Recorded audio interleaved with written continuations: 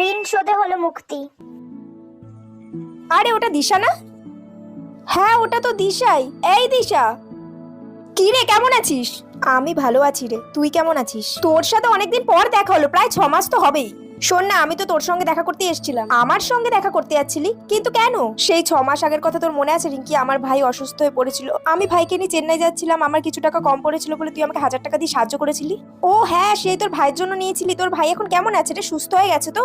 ভাই এখন খুব ভালো আছে রে, খুব ভালো আছে। ও বাহ, খুব ভালো। এই নে তো টাকাটা ধর। আরে এতদিন পর দেখা হলো, এখন টাকার কথা রাখ না। এই টাকাটা তুই না নিলে আমি শান্তি পাবো না রে। আচ্ছা ঠিক আছে, দে। আচ্ছা আজ তবে আসি রে, টাটা। কিন্তু দিশা আর ওর ভাই তো ট্রেন অ্যাক্সিডেন্টে মারা গিয়েছিল, এটা তো আমি ভুলেই গিয়েছিলাম। তাহলে এই টাকাটা দিশা কোথায় গেল? তার মানে